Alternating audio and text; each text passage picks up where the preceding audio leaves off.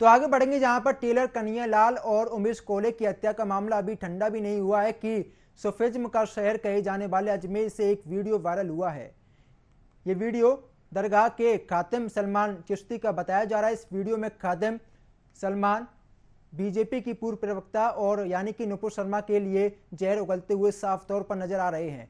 सलमान दरगाह police थाने का एक street shooter भी है जो नुपुर शर्मा का एक सिर कलम करने वालों को अपना मकान देने की बात कहता हुआ साफ तौर पर नजर आया है।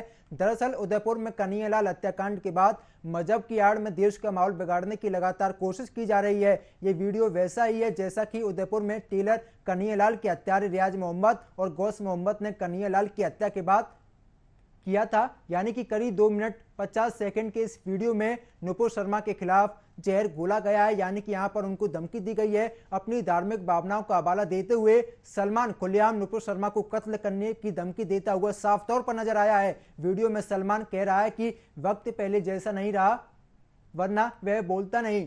कसम है मुझे पैदा करने वाले की, मेरी मां की, मैं उससे सरेआम गोली मार देता।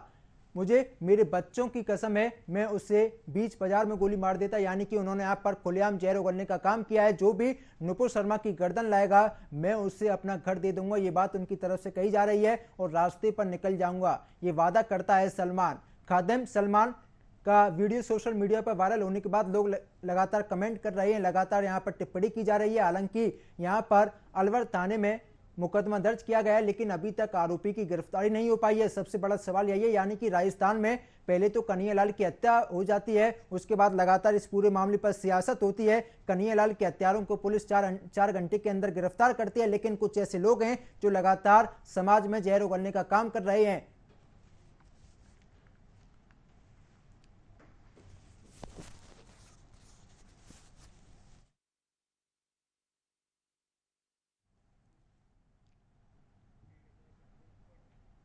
तो खादिम की जुबान में जहर है, ये बात हम इसलिए कह रहे हैं क्योंकि उन्होंने नुपुर शर्मा को लेकर बयान दिया है।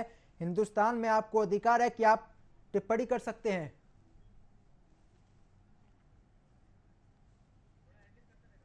तो वीडियो सोशल मीडिया पर वायरल हुआ है। वायरल होने के बाद लोग लगातार इन पर कमेंट कर रहे हैं, टिप्पणी की जा रही है, क्योंकि जिस तरीके से नुपुर शर्मा को जान से मारने की लगातार कट्टरपंथी धमकी दे रहे हैं, उनको लगातार ललकारने का काम किया जा रहा है। तो कहीं ना कहीं यहाँ पर राजस्थान सरकार की भी नाकामी साबित हो रही है, क्योंकि जिस तरीके से कन्हैयालाल की हत्या हुई थी उसके बाद लगातार प्रदेश में धारा 144 को लागू कर दिया गया था।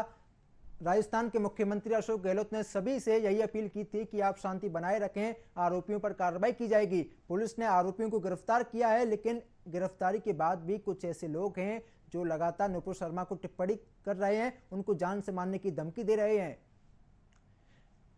बता दें कि ये पूरा मामला सुप्रीम कोर्ट में भी है। सुप्रीम कोर्ट लगातार इस पूरे मामले पर नजर बनाए हुए है, लेकिन कुछ लोग लगातार आज भी नुपुर शर्मा को जान से मारने की धमकी दे रहे हैं। हालांकि नुपुर शर्मा के समर्थन में भी कुछ हिंदूवादी संगठन के लोग आ चुके हैं, लेकिन कुछ कट्टरपंथी ऐसे हैं जो लगातार नुपुर शर्मा को जान से मारने की धमकी देते हुए साफ तौर पर नजर आए हैं। कुछ ऐसा ही हुआ है जहां यहाँ पर इन्होंने खुलेआम नुपुर शर्मा को जान से मारने की धमकी दी और साथ ही इन्होंने वीडियो जारी करते हुए ये भी कहा कि जो भी नुपुर शर्मा का कत्ल करेगा मैं उसे अपना घर दे दूंगा और घर देने के बाद सड़क पर आ जाऊंगा। यानी कि इनके मन में नुपुर शर्मा के लिए इतना जहर कैसे आया, कहां से आया, कहीं ना कहीं इस पर भी जांच होनी चाहिए, पड़ताल होनी चाहिए, क्योंकि सवाल तो इस पूरे मामले में कई खड़े होते हैं। आखिर इनको किसने दिया ये अधिकार कि ये किसी महिला पर इस तरीके की टिप्पणी करें कि आप खुलेआम किसी को जान से मारने की धमकी दें। आखिर पुलिस इस आरोपी को कब तक गिरफ्तार करती है? अगर गिरफ्तारी हो भी जाती है तो आरोपी पर क्या कुछ कार्रवाई होती है?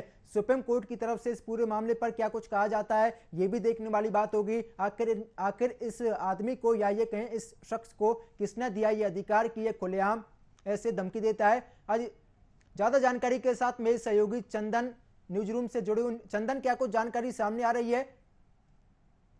जी बिल्कुल देवेंद्र, आप जब देखेंगे खादिम की बयान को सुनेंगे तो उसमें आप देख सकते हैं कि किस तरह से खादिम जहरीले बोल बोल रहा है। वो कह रहा है और रो रो कर ये कह रहा है और अपने अनुयायियों और जो अपने जो इस्लाम को मानने वाले लोग हैं उन्हें उकसाने का काम कर रहा है साफ तौर पर। वो यूं कह रहा है कि आप उसका गला काट दीजिए, मैं आपको अपना घर दे दूंगा। तो आप सोच सकते हैं कि जो कोई अपना घर देने को राजी हो जाएगा वो कितना उसके दिल में किसी धर्म के प्रति कितनी नफरत है, ये उसके बयान से ही साफ दर्शाता है।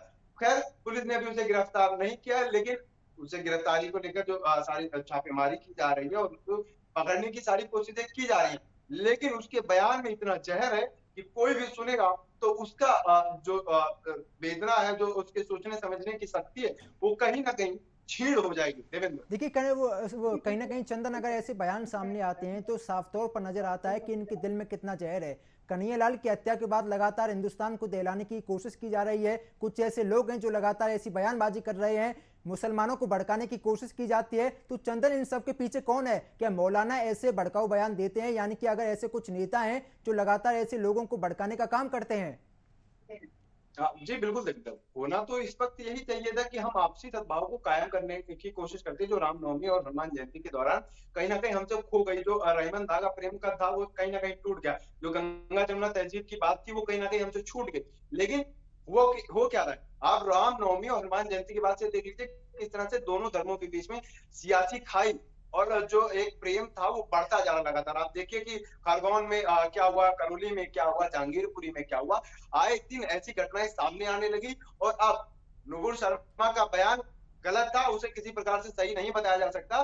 कोर्ट ने उसके ऊपर टिप्पणी भी की, लेकिन आप जो कर रहे हैं वो क्या है? आप भी तो एक समाज के लोगों को भड़काने की कोशिश कर लीजिए। आप अमरावती में देख लीजिए, उदयपुर में देख लीजिए, और लगातार हजारों लोगों को नुपुर शर्मा के समर्थन के बाद से ही धमकी भरे कॉल आने लगे और जान से मारने की जो धमकी दी जा रही है वो साफ तौर पर देखी जा रही है। लोग शिकायत कर रहे हैं, लोगों के डर में भय है कि क्या हम अपने ही देश में रहकर अपनी ही व्यक्त की आजादी को व्यक्त नहीं कर सकते? क्या हमें बोलने की आजादी नहीं है? और इसमें सियासतदान कम नहीं है, वो भी अपनी अपनी जितनी भूमिका बन सकती है, जितना वो आग में घी डाल सकते हैं वो घी डालने का काम कर रहे हैं। उसको बचने की कोशिश नहीं कर रहे कि जो जोड़ टूट गई है जो बचाया जाए उसको जोड़ने की कोशिश की जाए। लेकिन आप देखिए जिस तरह से पूरी सियासत हिंदू मुस्लिम को लेकर चल रही है, इसमें सियासत भी उतने ही नुकसान कर रही है जितना नुपुर शर्मा के बयान ने नुकसान किया। और सियासत अपने चरमोत्कर्ष पर है और सोच रही है सियासत की कहीं ये रोटी फिसल ना जाए हमारे हाथ से। और इसके पूरा, चाहे वो कांग्रेस हो चाहे वो बीजेपी हो, पूरा भुनाने में लगी हुई है। कोई मुस्लिम कार्ड खेल रहा है तो कोई हिंदू कार्ड खेल रहा है, कोई किसी के पीछे नहीं रहा है। आप पाकिस्तान का कनेक्शन भी दे सकते हैं, दावत इस्लामी का इसमें बार बार जिक्र हो रहा आईएसआईएस का है। भी कनेक्शन दावत है चंदन इस्लामी को आप जी। देखिए, जब पाकिस्तान की संस्था है तो भारत में क्या कर रही है? भारत सरकार को क्या नहीं पता था कि भारत सरकार जो भारत में विदेशों से फंडिंग आ रही है वो कहां से फंडिंग आ रही है? सरकार के पास सारा डेटा बेस होता है और वो भी शायद कह सकते हैं कि केंद्र का भी कहीं ना कहीं फेल्योर रहा जब सुरक्षा एजेंसियों ने इतनी बड़ी घटना को जानकारी दी थी सबके सामने।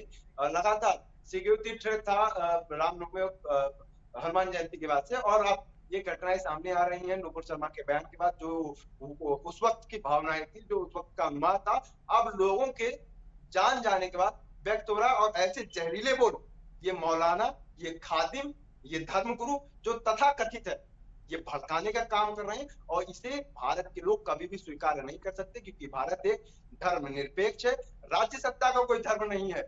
धर्म केवल वो राष्ट्र धर्म है और सरकार को उसका ही पालन करना चाहिए। जी देवेंद्र, देखिए चंदन, अगर मैं बात करूं राजस्थान सरकार की, पहले वहां पर कन्हैयालाल की हत्या हो जाती है, उसके बाद कुछ ऐसे लोग हैं जो यहाँ पर जहरीले बोल सामने आते हैं, लेकिन पुलिस की तरफ से अभी तक कोई कार्रवाई नहीं की जाती है। पुलिस के हाथ अभी भी खाली हैं। तो कहीं ना कहीं पुलिस की कार्यशैली पर तो सवाल खड़े होते ही हैं।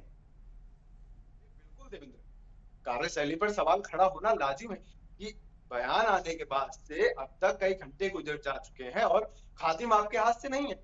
अजमेर में ऐसी उदयपुर वैसे ही जल रहा है कन्हैयालाल की हत्या के बाद, और अजमेर में ऐसे बयानबाजी की जाए, ऐसे मौलानों के जहरीले बोल सामने आते हैं, तो लोगों को सही दिशा में ले जाने वाले ये बयान नहीं है, उन्हें भटकाने वाले ही दिशा में बयान है। और ये साफ तौर पर ये दिखा रहा है मौलाना की बयान में। और मौलाना कह भी रहा है कि जो गला काट के लेकर आएगा, क्या मैं उसको अपना घर दे दूंगा। अब ये कहाँ की बात होती है कि किसी का गला काट लाइए मैं आपको अपना घर दे दूंगा? ये मौलाना का बयान बिल्कुल ही गलत है और पुलिस की कार्यशैली पर सवाल उठने चाहिए, क्योंकि जितनी तत्परता उदयपुर मामले में दिखाई, उतनी ही कहीं ना कहीं ढिलाई अजमेर मामले में दिखाई पड़ रही है। देवेंद्र, देखिए चंदन, आपकी जानकारी के लिए बता दूं कि जब उदयपुर को जो कांड हुआ था, पुलिस को ये सूचना मिली थी कि जो आरोपी हैं वो उस मकान मालिक के घर में छुपे हुए हैं। यानी कि मकान मालिक ने पुलिस को सूचना दी थी और सूचना के आधार पर पुलिस ने कार्रवाई करते हुए आरोपी को 4 घंटे के अंदर गिरफ्तार किया था।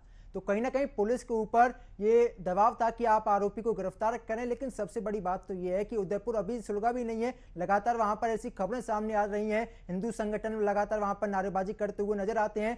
पुलिस पूरी तरीके से अलर्ट मोड में दिखाई देती है, लेकिन अगर सोशल मीडिया पर लगातार पुलिस की भी नजर रहनी चाहिए। लेकिन अगर ऐसे वीडियो वायरल होते हैं तो कहीं ना कहीं पुलिस की लापरवाही साफ तौर पर देखी जा रही है। जी बिल्कुल देवेंद्र, पुलिस की लापरवाही तो है ही, इसमें पुलिस कोताही बरत रही है अपनी कार्यशैली को लेकर, क्योंकि पुलिस चाहती, पुलिस का जो खुफिया विभाग होता है वो किसी भी विषय को गहनता से जानने करने में सक्षम होता है और जल्द से जल्द खबरें पहुंचाकर उन्हें गिरफ्तार करने का प्रोसेस हो सकता है। लेकिन शायद कहीं ना कहीं पुलिस के पास वो नहीं मिल पा रहा है, जानकारी नहीं मिल पा रही कि खादिम कहाँ है, क्योंकि खादिम गायब है और पुलिस नहीं ढूंढ पा रही। ये पुलिस के ऊपर एक सवालिया निशान है और अजमेर पुलिस सवालों के घेरे में है कि अब तक इतने घंटे गुजर जाने के बाद पुलिस क्यों नहीं गिरफ्तार कर पा रही है, जब इतने जहरीले बोल रहे हैं। आप देखिए कि उनके बोलते हुए वो रो रहे हैं और वो साफ कह रहे हैं कि मेरे अल्लाह को गाली दी गई, मेरे पैगंबर को गाली दी गई, जो उसका गला काट के लेके आएगा उसको मैं मकान दूंगा। जहरीले बोल और पुलिस की नाकार जो कार्य करने की शैली वो ठीक नहीं, पुलिस गिरफ्तार नहीं कर पा रही खादिम को, ये बिल्कुल ही सवालिया निशान है देवेंद्र। ठीक है चंदन, बहुत बहुत शुक्रिया आपका जानकारी साझा करने के लिए। तो आपको सुनाते हैं कि इस व्यक्ति ने क्या कुछ कहा है नुपुर शर्मा को लेकर।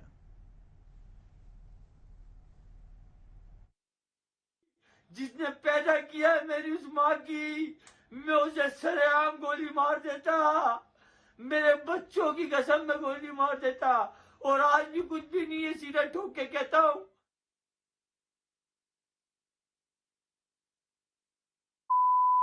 मैं अपना उसे ये घर दे दूंगा, पूरा रास्ते में निकल जाऊंगा। ये वादा करता सलमान, ख्वाजा का इतना गुलाम, डूब मरो। इधर तुम्हारे आका की शान के ऊपर जो सवाल उठा दिए। तो सुना आपने किस तरीके से ये साहब जहरीले बोलते हुए नजर आ रहे हैं। हालांकि इनकी आंखों में आंसू हैं, लेकिन नुपुर शर्मा के खिलाफ इनके मन में इतना जहर कैसे आया, सवाल ये खड़ा होता है आखिर इनको किसने दिया ये अधिकार कि नुपुर शर्मा के लिए ऐसे शब्दों का इस्तेमाल करें।